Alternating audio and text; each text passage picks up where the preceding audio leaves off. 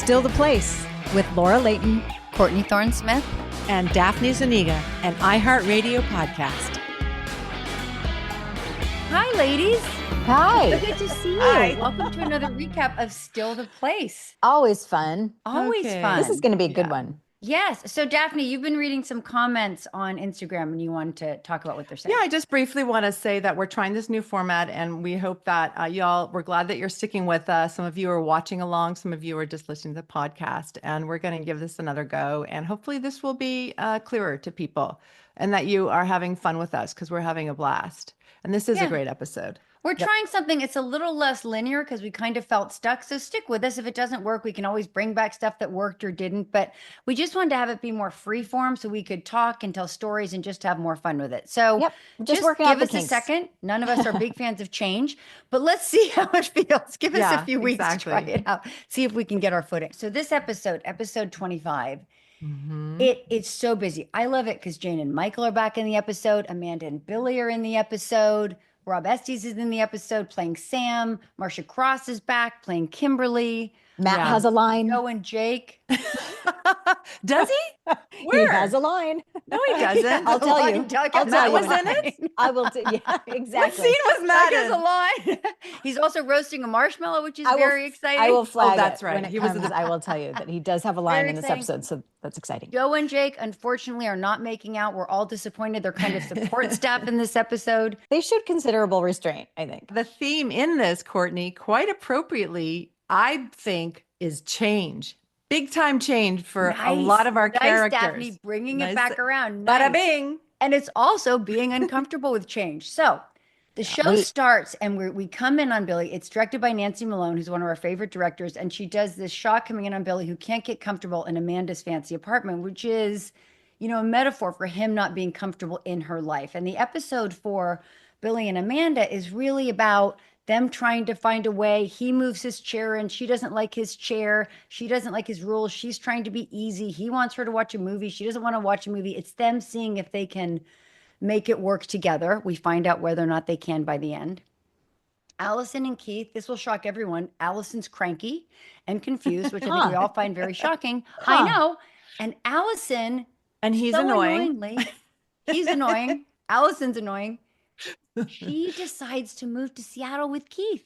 So stupid. Right away. Yeah, so stupid. We're mad at her about that. We're already mad at her. And she is going through life just sort of steamrolling through the entire episode saying, yeah, I'm moving to Seattle. I feel really good about it. I'm moving to Seattle. I feel really good about it. On Monday. Hi. Yeah. So it's so funny, Courtney. You just said it so fast. Weekend. You said, I'm moving to Seattle so fast. I thought you said, I'm just going to settle. I'm going to settle. I'm moving to Seattle. I'm like, yeah. That's what she was doing. When I was taking my notes, it kept saying settle. When I was taking, I was like, yes. So Allison's moving to Seattle. We're all super annoyed. She's presenting it to everybody. There's a great scene where we'll talk about it, but she comes in when Joe and Jake are helping Billy move, which is so sad because he's moving. And she just comes in and announces, I'm going too. I'm going to Seattle. I think it's a really good idea. I'm going to go get some boxes. And then she's just gone. Right now. What happened? Allison and Amanda, Allison's already getting really mad at Amanda because she's leaving D&D because she's got this great idea to move to Seattle. What could be wrong? Amanda is annoyed. And at one point, Allison says, you're jealous of me. And Amanda says something like, well, I have Billy. So there's that conflict. That relationship isn't working. Billy and Allison are heartbreaking because Billy's leaving the apartment. Allison leaves. Billy watches her leave. Then later on in the show, Allison's on an airplane and Billy watches her leave. It's heartbreaking. All through it, Allison and Billy are leading these parallel lives, and Billy is trying to get Amanda to watch Nosferatu, and he's going jogging in the same place and time they used to go. Allison's trying to get Keith to watch Nosferatu, and she's going jogging in the same place. And you with just massive piles of popcorn. They obviously have their routine from the past. They want to watch it in the same way. The same world. They should have done split screen, right? Like they're each trying to, and Keith is trying to kiss Allison, and we all just want to hit him in the head. And Amanda's not paying any attention. She doesn't like it. And you just, you're screaming at the TV, just be together. Right? Yeah. Get over yourself. Why can't they just be together? Mm-hmm. And there's a scene that we'll also address when Joe and Jake have dinner with Amanda and Billy, which I'm furious about. But Jake gives Billy some great advice, which is don't trade your life for her. Like, you know what I mean? Don't trade your life for her. So that's kind of what we see going on everywhere. People trading their lives for this idea. And then super exciting. Jane and Michael are back. And Michael's old friend. And they don't talk about where they've been. But they were gone for a while. They're just behind closed doors. They were busy. Right. They were running. They were at Target. But now they've got a very cool storyline, and they're back. So now they're back. So Rob Estes, who is Josie's real life husband, comes back as Sam, who's Michael's old college friend. Michael's working, so he can't go to dinner. Josie and Rob just got married basically this year. Newlyweds, and now they're doing these in real life. Yeah, they were newlyweds at the time. Just insanely attractive, right? When they're in a scene together, you're just like, stop it. You're both too attractive. So beautiful. So Jane goes out to dinner with Sam and he confesses his feelings and kisses her. And she's not quite resistant enough. And when Michael goes back to work, guess who's back? Marcia Cross as Kimberly. So it's interesting how they set that up, because we know that something happens with Michael and Kimberly, but they had Jane make the first mistake. Right? Even though Sam kissed her, she kind of kissed him back. So that gave him the out. So much. Yes. Oh my God. There's so much. It's so exciting. Let's talk about all of the relationships. The title of this episode is Irreconcilable Similarities. Also, it's written by Chuck Pratt, and it just is like such a cool, all the parallels that you described are so cool, and Irreconcilable Similarities is such a good title for this. Yeah. And also, I feel like in a meta sort of way, Melrose Place is now, there were more Melrose moments, the familiar Melrose. Yes. It's like becoming more to the forefront. Like there were a couple lines I had that Amanda says to Allison, like when you said towards the beginning of the episode, Allison's like, oh yeah, I'm moving to Seattle, and it has nothing to do with you and Billy. And she's like, don't forget your raincoat. Like that was such an Amanda line. Don't forget. Oh, Allison, don't forget your raincoat. And there were a couple other lines like that. And then, so you see, there were a few of those Melrose, kind of like, what did she just say? Moments. Well, it is the first time we're seeing Amanda's character decide it's okay to be bitchy. Like I see her as like coming into the scene, trying to be nice to Allison, like, hey, are we okay? Is kind of how she started the scene. But Allison's in her defensive mode and goes off about, well, I heard about how you've, treated other employees and nobody likes it. You're acting all professional and you got your game face on, but nobody really likes it. And Amanda says, except for Billy. Yeah, I wrote that line down because I liked it so much. She says, Allison says, the truth is that everything you say is a disguise for something else. And I'm tired of it. Everyone is tired of it. And Amanda goes, everyone except Billy. Yeah. Like, oh, game on. Right. I like mean, we're starting to see Amanda really become Amanda. Totally. There they go. And then we'll see at the end of this episode, Allison has her say with Amanda at the barbecue, at the bonfire. So it's really picking up. And then the reentry of Marcia after we haven't seen her since Christmas episode, the middle of this season. Now we're in episode, 25 or something, but Marcia's back. Kimberly's back, and she's very Kimberly-like. And it gives those relationships every reason to think about, like, this other person over here, is the grass greener? And this irreconcilable similarities theme really shows in all the relationships. Yeah, and everybody making these crazy decisions. Like you see that Billy's making this crazy decision to move in with Amanda without really thinking, because he doesn't know what to do with Allison. And then she goes to Seattle. We've got everybody leaving. There's a big going away party. And did you guys notice, I'm going back to the scene with Allison and Amanda, because I didn't understand this. When Amanda it's raincoat. So I was just going, why did she say, don't forget your ring? And usually it's Seattle. Raincoat. It's raincoat. I just literally Did you take bad notes? I was like, what ring? Your auto spelling is a little off. Don't forget your ring. I literally put it in my notes. Those are just bad notes. Don't forget your ring. I wish Billy would just put a ring on it, for God's sakes. But then we wouldn't have a show, I guess. So I really want to know, Duff, because I'm furious about it. What are Joe and Jake doing at dinner with Billy and Amanda? Well, I have an answer for you, because the scene before you said, I'm going to Seattle. Bye. And you kind of just looked at us. And I think in Allison's protection, with just saying, like, I'm out of here. And I said, well, when?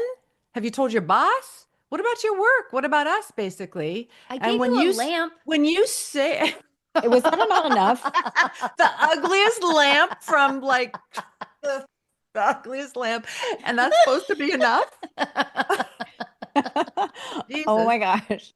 Anyways, so it was just dinner. So then we had dinner with Amanda. And so you're looking for a new friend. You think maybe Amanda will be your new friend? But wait, the funniest part 30 of that, years later, you guys are talking. Wait, working this out amongst yourself. We should have asked Chuck when he was here just a couple episodes ago, because he wrote this thing. But I think, wait, don't you guys? I think like this. Let's talk about the chair. It's not just this chair. It's a squeaky old ugly chair. Like there should be a name for that. The squeaky old ugly chair. Sook. Kind of like Frasier. Remember in Frasier, the dad had that chair. Well, Billy's version of the Frasier chair. I don't think it's a bad looking chair. It's a big leather chair. Big leather, but it's just squeaks. Definitely the metaphor for their, but it was a wanting to hold on to, And at that dinner scene, every time, like it squeaks, like the sound guy was like, ee, ee. And then Amanda sits on his lap trying to be coy, and it's like, ee. They're both in it together. Yeah. And during that dinner party, they decide to throw the chair away. Like Billy concedes about throwing it away. So little side note, I thought a good idea from Melrose Minute would be when you've had to merge your houses with a partner. Because I have a lot of stories about that. That would be fun. Stick a pin in it. But so he's moving it out, and Jake is following him and giving him some really good advice, right? He's saying, Jake is saying, you got to be careful, Billy. Like, you don't want to give it all away. This is a woman who likes control. You don't want to give it all away. Didn't you think that was some really solid advice? Yeah, he said, he says, what's next? You're sacrificing this old chair that's so comfortable to you. It's your comfort. It's your world. It's who you are. So are the old things, t-shirts that you wear around the house. Like, that's you. That's not her, but also, how like, much what's she going to ask you away? What's she going to ask you to give up next? Guys' night, night with the guys or whatever. And what's she giving up for you is the last question he poses. Yeah, and Billy says relationships are about sacrifice. I'm like, well, they should be about fun and love and compromise, not compromise. Sacrifice. Yeah, right? Not sacrifice. I like compromise better. Yeah. Yeah. And then Billy goes, I'm not keeping score. And Jake goes, if I were you, I'd start. Yeah, maybe you should. Wow. Apparently he's not a huge fan of Amanda. And apparently he can talk because his girlfriend and he live right next door to each other. And they don't have to sacrifice anything because they each have their own apartment and their own decor. Nice, easy for you to say, Jake. Helpful. Well, but you guys are equal. Don't you think, like Joe and Jake, the sweet thing about them is they're equals? And I think what he's seeing with Amanda and Billy is that it's so funny because as I start saying it, I have so much rage about that relationship, and it really comes up. I'm like, that stupid relationship. It's so stupid. And then I hope you have a good therapist, because I don't want you to relive this. Can you imagine if I got to therapy and I said, I need to talk about Billy and Amanda? She'd be like, who? I'm like, they're characters on a TV show from 30 years ago. I really need to talk about them. They're still pissing me off. They keep kissing. It really makes me mad. Las Culturistas with Matt Rogers and Bowen Yang just won Podcast of the Year at this year's iHeart Podcast Awards. Oh, wow. You're kidding. Stop it. Lady Gaga will take home the Innovator Award at Monday's iHeartRadio Music Awards. Now, these iHeart Award winners are teaming up on a brand new episode of Las Culturistas. Thank you so much for having me here, but please don't make me get angry about anything in public. Just open the free iHeartRadio app, search Las Culturistas, and listen now. Is this a good time? It's me, Dylan Mulvaney, and my dear friend Joe Locke from Heartstopper and Agatha All Along is my very first guest on my brand new podcast, The Dylan Hour. It's musical mayhem, and it is going to be so much fun. I like a man. You like a man. What do I like, Joe? You like a man too. We often... There's some cross-pollination happening in here. Not like... No. Have we? No. No. Not yet. Never Not yet. say never. I cannot wait for all you girls, gays, and theys to join me on this extremely special pink confection of a podcast. There is so much darkness in this world, and what I think we could all use more of is a little joy. Listen to The Dylan Hour on the iHeartRadio app, Apple Podcasts, or wherever you listen to your podcasts. Love ya! Have you ever wondered if your pet is lying to you? Why is my cat not here? And I go in and she's eating my lunch. Or if hypnotism is real? You will use the suggestion in order to enhance your cognitive control. Or what's inside a black hole? Black holes could be a consequence of the way that we understand the universe. Well, we have answers for you in the new iHeart original podcast, Science Stuff. Join me, Jorge Cham, as we tackle questions you've always wanted to know the answer to about animals, space, our brains, and our bodies. Questions like, can you survive being cryogenically frozen? This is experimental. This may never work for you. What's a quantum computer? It's not just a faster computer. It performs in a fundamentally different way. Do you really have to wait 30 minutes after eating before you can go swimming? It's not really a safety issue. It's more of a comfort issue. We'll talk to experts, break it down, and give you easy-to-understand explanations to fascinating scientific questions. So give yourself permission to be a science geek and listen to Science Stuff on the iHeartRadio app, Apple Podcasts, or wherever you get your podcasts. Prohibition. It's no secret that banning alcohol didn't stop people from living it up in the 1920s. When we're 5 years into Prohibition, the government is starting to go, okay, this isn't working. In fact, you might even say it backfired spectacularly.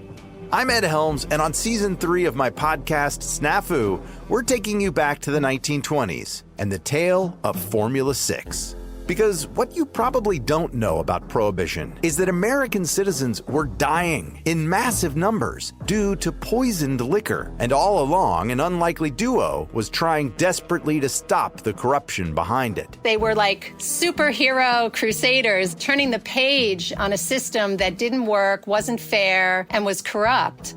So how did Prohibition's war on alcohol go so off the rails that the government wound up poisoning its own people?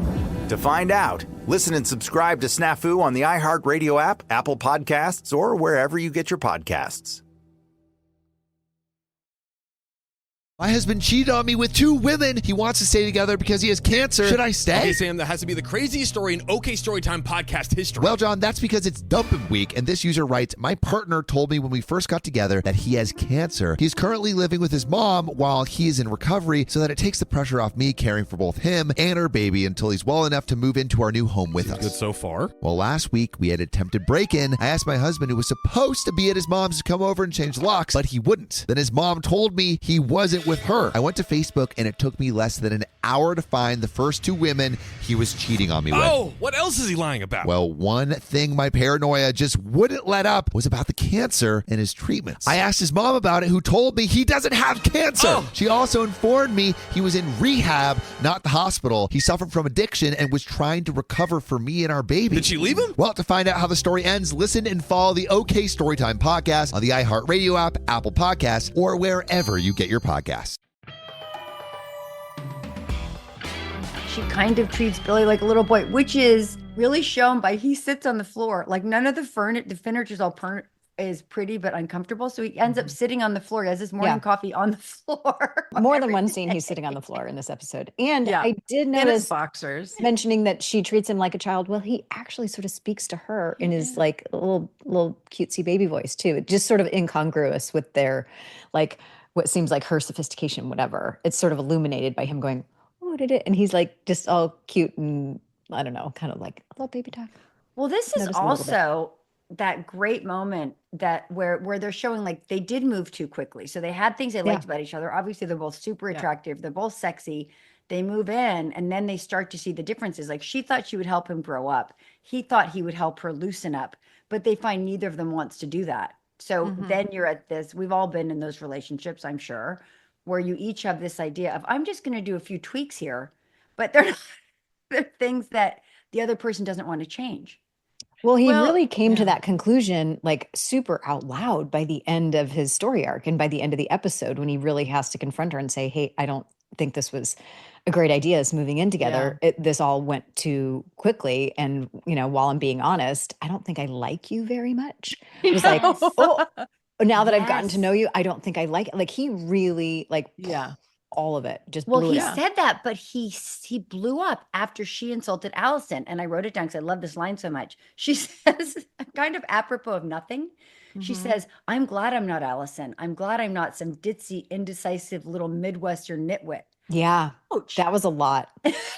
I mean, like, I would say I would say things like that if you're in a fight already, but these guys were like letting each other have it, getting in, like that's what led to the fight. Like, I think which goes back to my argument about the chair. I think the chair was more than a chair because she was like, in your ugly effing chair, like that's really what the chair is more than a chair. Well, it was so I like it. ugly It's like and the old subtitle. and Well, then it symbolizes him. Like he wants to bring in his full self. She doesn't want it. She wants this handsome young guy that she thinks she's going to make into the man her husband wants. Her father, not her husband. Oopsie, there's a little Freudian slip. Yes. Yeah. What I mean was father wants him to be, but he doesn't want it. And that's why it's so sweet. This Chuck did such a great job on this thread of how much Billy and Allison really have in common. And they're trying to make their partners be each other. Like they want to share. And it's just not partners. Because there's that scene when they run into each other running at the same time, same neighborhood. Right. And wait, hold on. They run into each other, Court, because he leaves the marina where he's living with Amanda to go. He goes, I'm going running. And she goes, well, why are you taking your car? He's like, because I'm going back to Melrose. Exactly. So he's going to see her at the right time. Yeah, obviously. She says, notices. I'm running same route, she's same time. Yeah, so she knows. And they literally run into each other. And it's so cute. But they each say that they're trying to get their partners to watch it. And neither, like Amanda doesn't want butter on her popcorn and Keith is hitting on Allison. Like it's all wrong. They're both so frustrated. And obviously he's not hitting on her. He's like climbing on her. He is climbing. He is. He's like draping himself. And she's just at one point she just goes, Pretty soon she's got a pillow over her. She's like more padding, more barrier. With the pillow. She starts with the pillow barrier. I think, Courtney, you playing Allison and Keith's story must have been so hard because it was like a pendulum constantly. One scene, you're like, I'm going to move with you. You're in the car together and I'm going to move with you. And yes, of course, I'm in love with you. Of course, I've been thinking about you. And the next minute, you just keep going, ugh, what? Stop. Well, she's trying to talk herself into it because in the car, she says, it's so hard to have a conversation because you always say the right thing. Yeah, I did appreciate that line too. He says the right thing, right? Like she's trying to make this thing work. But it doesn't really. There's a time when they're at the beach and he says he's moving in on her and she's trying to get some space. And he says, when I find something that's right, that I know that I want, I grab onto it and I don't let it get away. And I was like, ooh, like Stalker 101. Yeah. Yeah. He also there was that was the scene on the beach. By the way, you're wearing the cutest baseball hat. You look adorable. You got jeans and a baseball hat on the beach. Oh, you're so cute. And then, but you were like, Allison was trying to be sort of playful with him at one point, and like you literally got down into like pounce position, and you were like going to be playful, and then he ruined it by saying something about like, oh, this is what it's like in a marriage or something like that. Or he dropped the word marriage, and you're like, no, now you've gone and blown it by talking about marriage. Yeah, she's trying to bring up some really true concerns about this is scary. We're moving so fast, and then he just gaslights her and says, "You're crazy." Of course, it's normal to move to Seattle on Monday. Of course, that's a perfectly normal thing to leave your job and your friends. But you can see it, like especially in the scene when Allison's talking to Joe and Jake and Billy, that she's just rushing through it, that she can't stand to see him moving out. And so she's going to go too because, my guess is part of it, she can't stand to be in that apartment alone, right? She can't stand to just sit in in her real life with Billy missing. So he's it geographic and she's going to blow up her entire life. Yeah.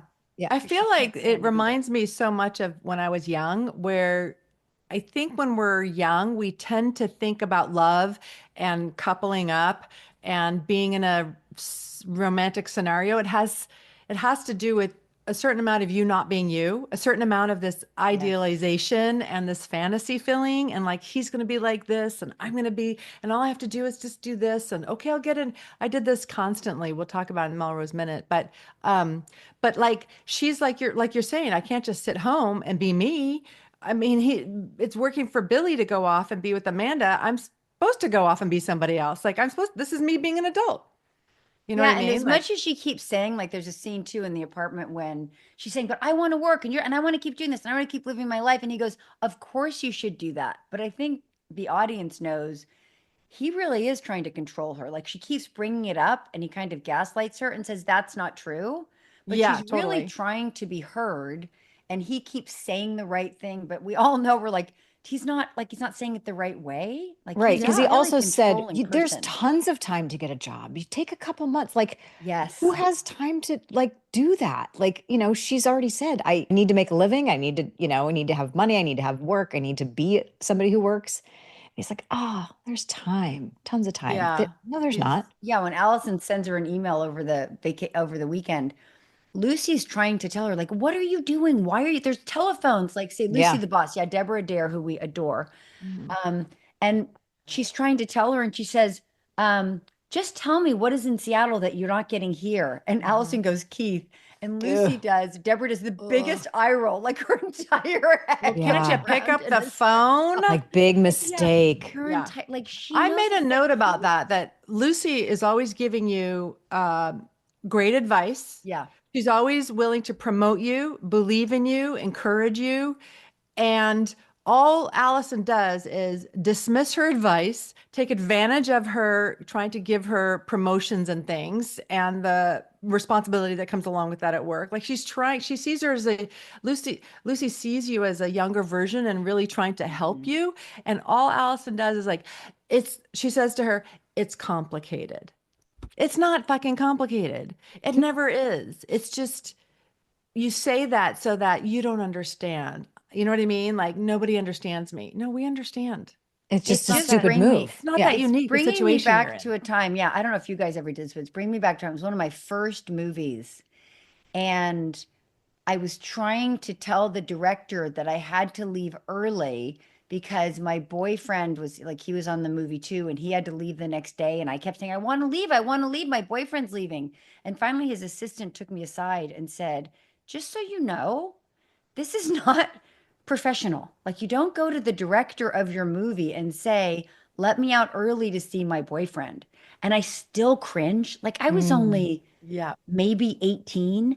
And I still cringe. And again, like, we learn on the job when we start early, but I still cringe about that because right in that moment, the boyfriend was more important than my job. You don't go to the director and say, can I go see my boyfriend? Like, it was so weird, but and good for that assistant for sharing that with you, that you just didn't know. That assistant was Lucy. Don't you understand? That was Lucy. Yeah. And she was talking to Courtney. It was like you're saying, Daff, like, she's always giving so much for Allison. And she said, there's something called giving notice, like, that you didn't even give notice for the job. Like, talk about unprofessional. And yet at the end of that conversation with her, she says, let me know if you need a recommendation. Yeah. She's still willing to, like, support you and root for you, even though you've just done all the wrong things with the way you've left. And the job won't be there if you want to come back, she says. And you're like, you can see that hit Allison when she says, I'll give you a recommendation. You can see this. There's so many moments when you think Allison might come to her senses, right? Like, especially at the end. So when Allison and Keith are waiting to go to the airport and their car isn't showing up, and Billy drives up with his chair attached to the top of his cab because he's leaving Amanda's. And we're Amanda. I don't remember any of this. Obviously, it was 30 years ago. And I'm thinking, yay, he's going to come out. They're going to walk back into the apartment, and Allison's not going to go with Keith. But Keith and Allison get in the car to go to the airport. And Allison and Billy are talking, and Keith keeps saying, Allison, we have to go. Alice, don't you want to just slap him? It's like, Keith, shut up. Yeah. And he just loads the bags in the car. I don't know. I thought that the airport scene was shot really well too, where after Billy drives Keith and Allison to the airport in his cab, since their shuttle didn't show up, then he also says, hey, I'm going to walk you to the gate. And then it gave them an opportunity to have another private conversation because Allison says, Keith, why don't you go get us seats on the plane? So Keith disappears. Thank you. And then Billy and Allison have this really great, honest thing. He's saying, don't do it. Don't get on the plane. And they're walking parallel with the fence in between them as she's approaching the plane and he's walking with her. Do you remember if that was at Burbank? It was Burbank. It looked like Burbank Airport. Did it look like a real airport to you? The front of the airport looked like someone had hand painted a sign and put it on top of Valley Airport. It looked a lot like, it was a made up name for an airport. They called it Valley, but I think it was Burbank Airport where the layout was shot. And that little half fence strikes me as like the way you approach an airplane, whatever. It was just a really great way to shoot the scene to be able to see Billy and Allison having this conversation. He was coming out and saying it, don't do it. Don't leave. Did you guys just see that Bob Dylan movie? It's so good. I've seen it twice. But there's a scene like that in the airport where the cyclone fence is high, so they're like this, but they're talking to each other, and they just have this heartbreaking thing. And now I saw this scene, I'm like, I wonder if he stole that from Melrose Place. We have a huge influence on the world of movie making. On the film world. I think that scene's been done a lot, but it's this sweet thing when he's saying, please don't go. And you really think for a minute, she's not going to. They have that. Like, how many sweet, heartbreaking hugs are Billy and Allison going to have? Well, listen, another line that he said there, which was so revelatory to me, he says, you can't go. And she's like, something like, what's here? And he's like, no, these are like the best people you've met in your whole life. I know because they're the best people I've met in my life. Yes. And I was like, wow. And it just like made me feel really good. Like, okay, these people are good for each other. And it had a big influence on Billy. Do you know what I mean? Because that whole apartment thing, because we all just do stuff to each other, but like they are really great for each other. This is the time in life where we depend on each other and we really have these good friendships. And she doesn't really have a strong enough response to it either. She's like, I have to go. I have to get on the plane. And like whatever that is inside her that makes her feel like she has to follow through with what she said she was going to do. And it's Billy. It's that Billy's with Amanda, because I heard that line. This might be my self-centeredness, because I was like, that's really about Allison. I'm trying to project everything I can. But I thought, because I thought he was saying the micro version of the best person I've ever met. Like, I think it was about. But by that time, he said that he's moved out and they're over. I'm just arguing with this logic here for you, Court. But that's what I'm saying. Like, he's saying that moment, don't go. Again, this is my rewriting of the scene. Don't go. I thought I wrote it down. I can't find it. No, it's a better point. I mean, I can, you can think what you want, project all you want, but I think he really did mean, because if you think about it, even in this episode where he lives with Amanda, he still has had these moments with these people. They've had scenes of helping him move the chair. He's had talks with Grant, who's been there for him. He's, like, these are great people. That's how I read it. And I think you're totally right. Yeah. Yeah. No, I think you're totally right. But he could have been covering it like, you're my best person. Don't leave. He could have been. That's what I'm telling myself. That's the story. That's the story. But that she, in her response, is just like, I have to go. There's not that, like, we don't understand that as an audience. We can't understand, why do you have to go when this guy's just finished saying he's done with Amanda. He's, saying, you can't go. I want you to stay. These people and me and us, we're all the best people we'll ever know. Don't get on the plane. Like, he's been like laying it all out. And she still goes, I have to go. I wanted to say, why? Why do you have to go? Well, because she's sort of moving ahead. She's got her blinders on. She's not taking the time. It's just like Daphne said about why Joe is probably annoyed with Allison, because she just said, I have to go. Even at the goodbye party, like, she's not really talking to her friends. She and Amanda are having this really intense conversation. She's letting Amanda have it. Yeah. What she's doing. Yeah. Before I go, I just need to tell you all these things. Yeah. And you know what, Amanda? I really don't care what you think of me.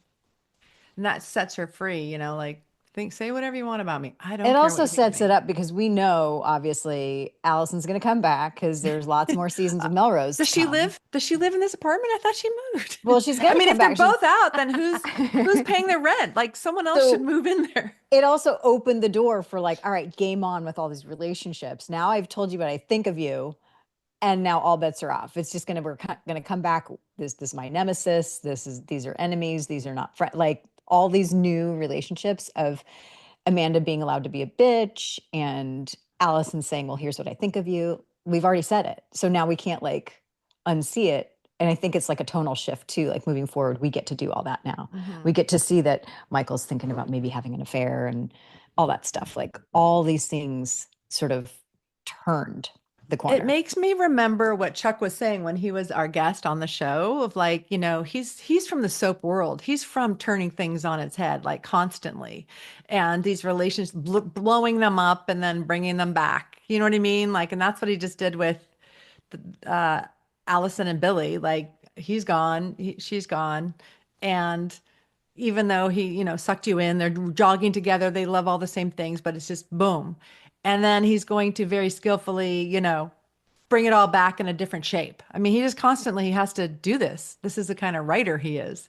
Well, yeah, and it's nobody being able to say what they really feel. Like Allison, like all the outrage Allison has at Amanda is really, she's so hurt about Billy. There's a great line at the end of the party when Amanda says something about all these great friends, and Allison says, I've never seen you with many friends of your own. Yeah. And then Amanda says, cheap shot, and Allison goes, right on target.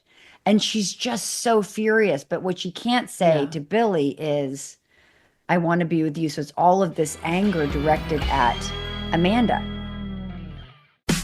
Las Culturistas with Matt Rogers and Bowen Yang just won Podcast of the Year at this year's iHeart Podcast Awards. Oh, wow. You're kidding. Stop it. Lady Gaga will take home the Innovator Award at Monday's iHeart Radio Music Awards. Now, these iHeart Award winners are teaming up on a brand new episode of Las Culturistas. Thank you so much for having me here, but please don't make me get angry about anything in public. Just open the free iHeart Radio app, search Las Culturistas, and listen now.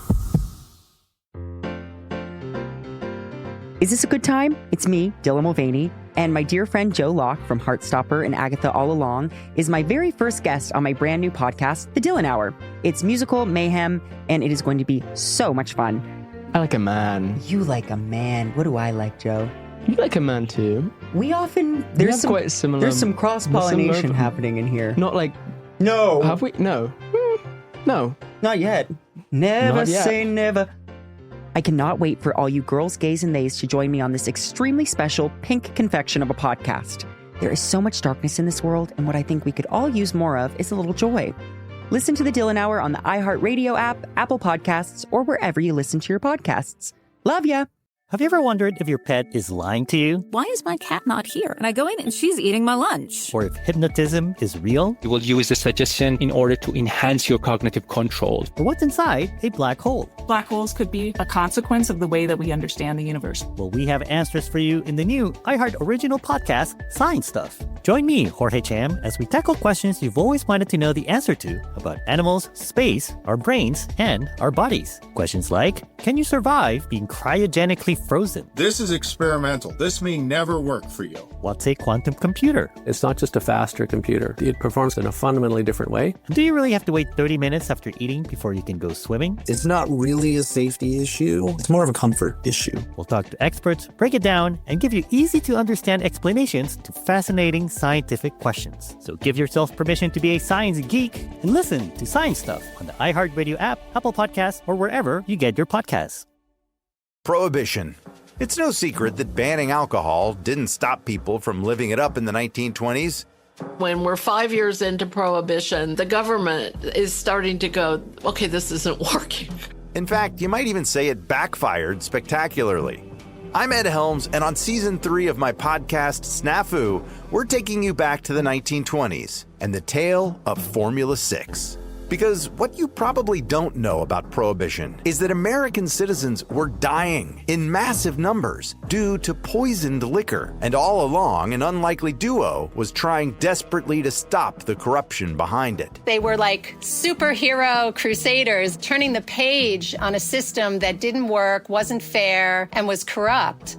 So how did Prohibition's war on alcohol go so off the rails that the government wound up poisoning its own people? To find out, listen and subscribe to Snafu on the iHeartRadio app, Apple Podcasts, or wherever you get your podcasts. My husband cheated on me with 2 women. He wants to stay together because he has cancer. Should I stay? Okay, Sam, that has to be the craziest story in OK Storytime podcast history. Well, John, that's because it's dumping week, and this user writes, my partner told me when we first got together that he has cancer. He's currently living with his mom while he is in recovery, so that it takes the pressure off me caring for both him and our baby until he's well enough to move into our new home with us. Good so far. Well, last week we had attempted break-in. I asked my husband, who was supposed to be at his mom's, to come over and change locks, but he wouldn't. Then his mom told me he wasn't with her. I went to Facebook and it took me less than an hour to find the first 2 women he was cheating on me with. Oh, what else is he lying about? Well, one thing my paranoia just wouldn't let up was about the cancer and his treatments. I asked his mom about it, who told me he doesn't have cancer. Oh. She also informed me he was in rehab, not the hospital. He suffered from addiction and was trying to recover for me and our baby. Did she leave him? Well, to find out how the story ends, listen and follow the OK Storytime podcast on the iHeartRadio app, Apple Podcasts, or wherever you get your podcasts. So speaking of not saying directly, let's talk a little bit about Jane and Michael, who start like they're in bed. It's very sweet. We see them very happy. They get the call from Sam. Michael can't do dinner. So Jane decides to go out with Sam. Now, well, what Michael did you think suggests of that she dinner? does. Michael suggests it, and they're friends. So what did you think of that dinner? Like how many what lines dinner were between crossed Sam during and dinner? Between Sam and Jane. Well, first of all, their with her natural, hat. their natural chemistry. with the roses on it, the big and she got a kiss even, no matter who it was. It was what the hell? It was such a maybe it was Melrose hat. She was going to be in a convertible, driving her little convertible. She needed a hat. Oh, right. Like when she brought Sydney home. All the scenes in this episode, she had her hair pulled back off of her face, either with a headband or her hat and stuff. So maybe that was just a hair transition. I mean, she's so gorgeous in every darn scene. Yeah. And the chemistry between Josie and Rob in the scene playing Jane and Sam was, I mean, undeniable and super and they cute. look beautiful. So beautiful together. And that was, like we said, her husband at the time. But what do you think about this old friend of her husband's? But even before the kiss, and then what gave him, did he feel like he had permission to kiss her?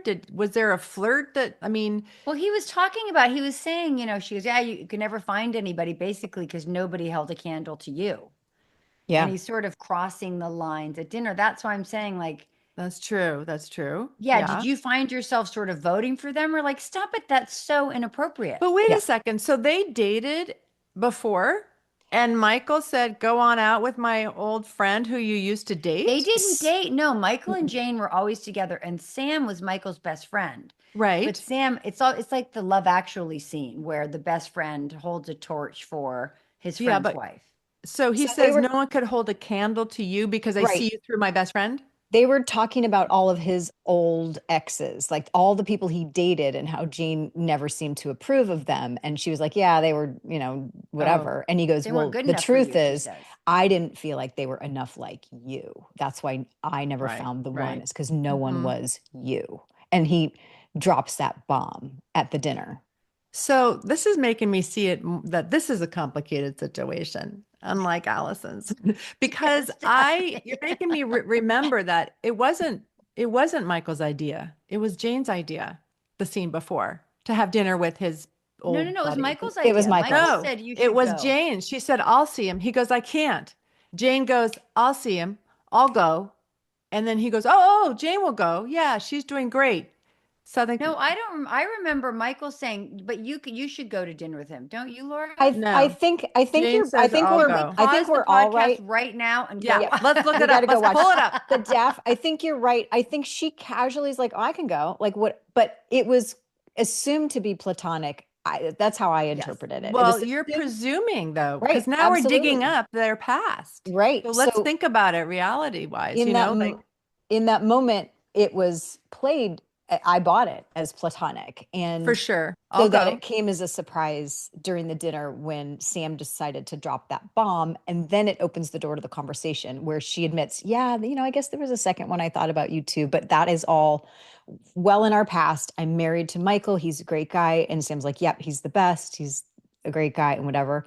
And then he still persists in like sort of ambushing her with a kiss, and then boom, he doesn't kisses exactly her. hate. Yeah, but. Yeah. He doesn't pull away super fast. Oh, okay. I mean, I think she had a sense of, I think Jane had a sense of absolutely. You don't think she was shocked? Yeah, no, I think this was absolutely not okay. Like I'm married to somebody else, but I think the idea that like there had been something in their past, even if it was just imagined, like it didn't sound like, because this was your original question, had they dated when they were earlier? Now we're discussing imaginary history, but it seemed like what they spelled out was that they didn't date, but they both admitted that they thought about it, and he thought about it to a much higher degree than she did.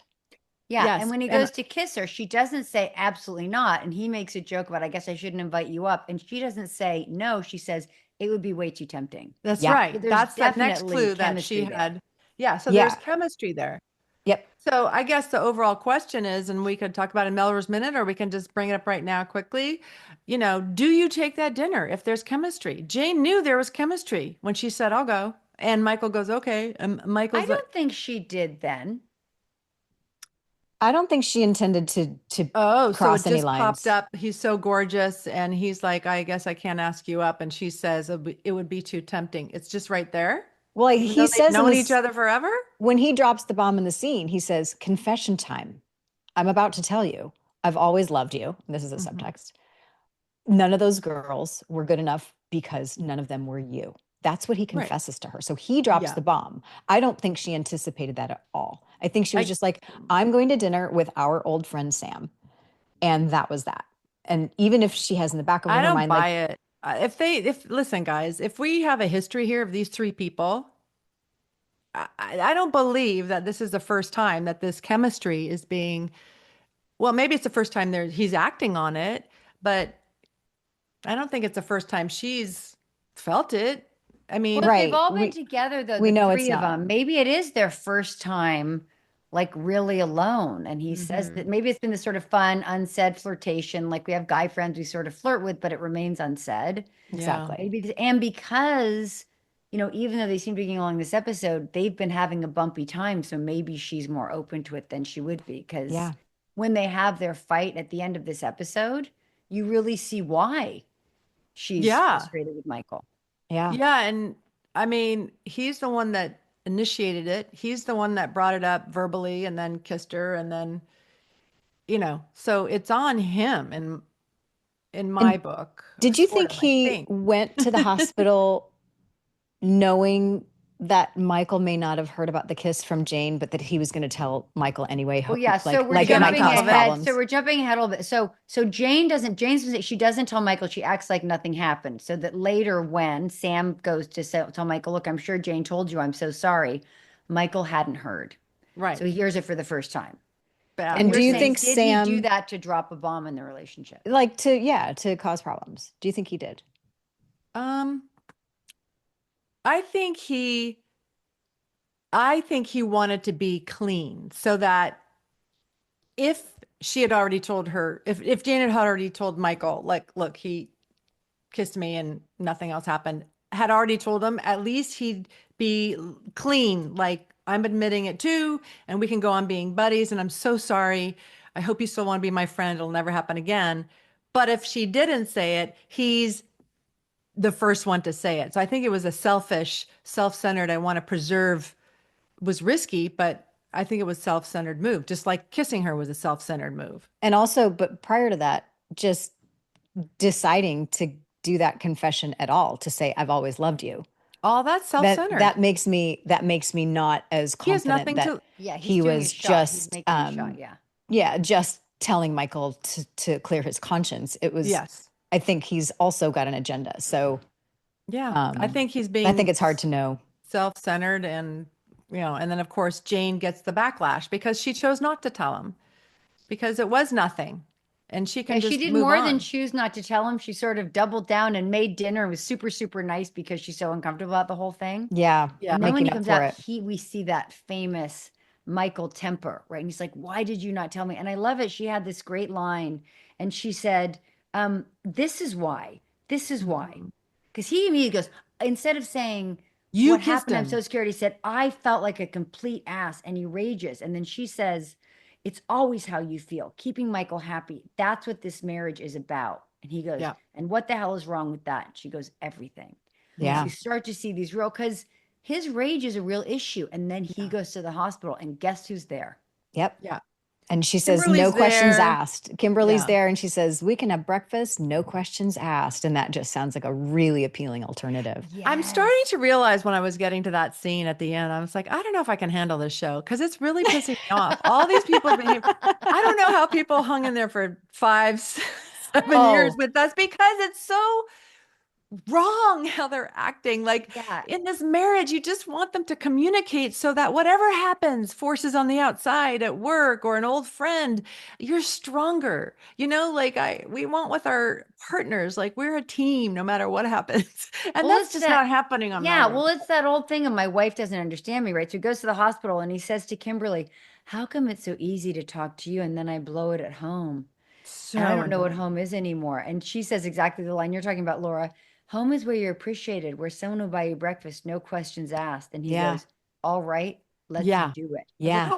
Like, yeah. let's Redefine your definition of home. Right? Like she doesn't understand me, but we have everything in common. And she is just raring to go. Like she is fully available. She's making no bones about it. And you know super what's charming, super beautiful. You know how Thomas is playing this is so like, oh, the doofus. Do you know what I mean? Like the evil doofus, like evil doofus. Come on.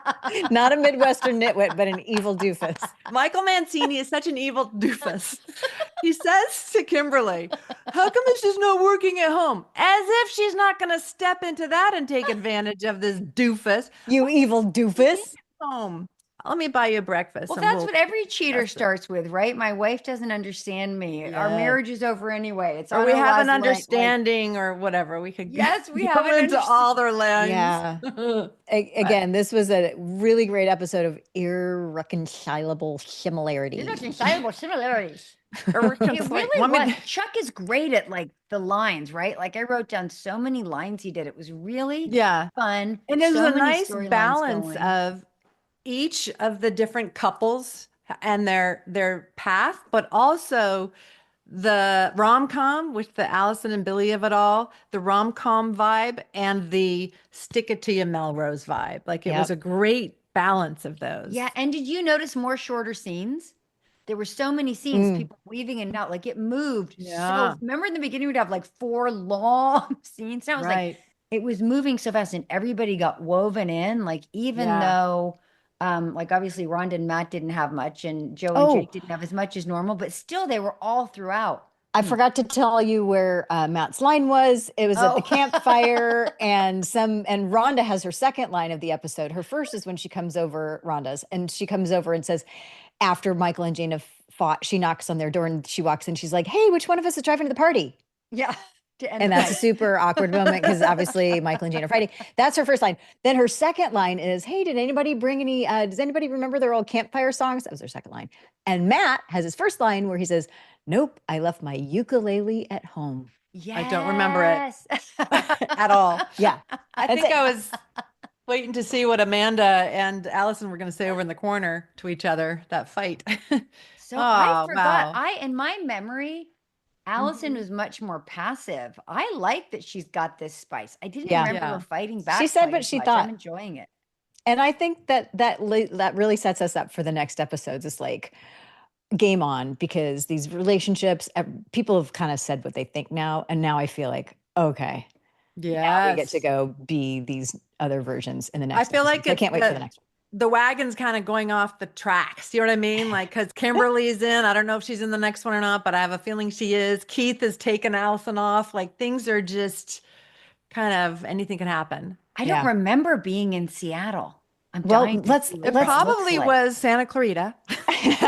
They just brought in a rain machine. With a rain machine. One more funny thing. I know we have to end, but one more funny thing. Did you notice in the first scene when we come from the ceiling and Billy's uncomfortable and Amanda walks in and goes, look at this gorgeous day. We're living in paradise. And she looks like she's going to open the curtains, but it opens a little bit and you see it's just a cement patio. So she doesn't actually open the curtains. If you notice that. They weren't really in the marina. And she closes the curtains and walks away.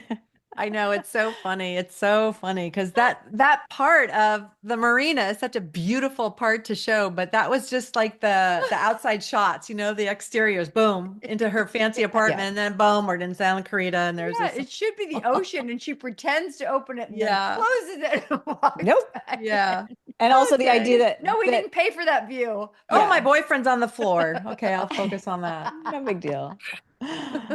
All right. Well, this was fun. So fun. It's super fun if you're watching the episodes because we're learning so much by watching these episodes. It's really, don't forget to subscribe, right? Subscribe and download.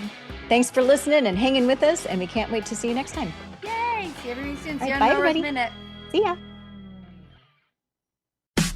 Las Culturistas with Matt Rogers and Bowen Yang just won Podcast of the Year at this year's iHeart Podcast Awards. Oh, wow. You're kidding. Stop it. Lady Gaga will take home the Innovator Award at Monday's iHeartRadio Music Awards. Now, these iHeart Award winners are teaming up on a brand new episode of Las Culturistas. Thank you so much for having me here, but please don't make me get angry about anything in public. Just open the free iHeartRadio app, search Las Culturistas, and listen now.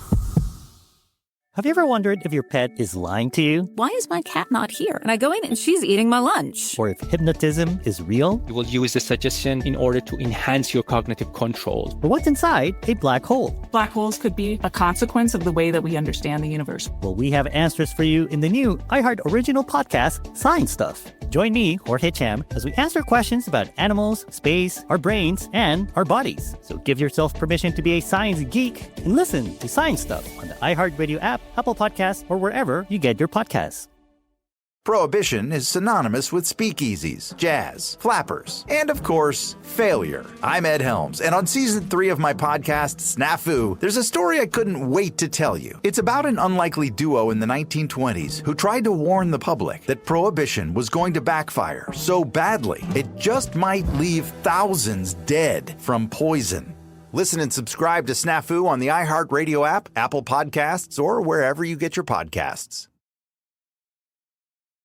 My husband cheated on me with 2 women. He wants to stay together because he has cancer. Should I stay? Okay, Sam, that has to be the craziest story in OK Storytime podcast history. Well, John, that's because it's dumping week. And this user writes, last week we had an attempted break-in. I asked my husband, who was supposed to be at his mom's, to come over and change the locks, but his mom told me he wasn't with her. And it took me less than an hour to find the first 2 women he was cheating on me with. Did she leave him? Well, to find out how this story ends, follow the OK Storytime podcast on the iHeartRadio app, Apple Podcasts, or wherever you get your podcasts. What's up, y'all? I'm AJ Andrews, pro softball player, sports analyst, and the first woman to win a Rawlings Gold Glove.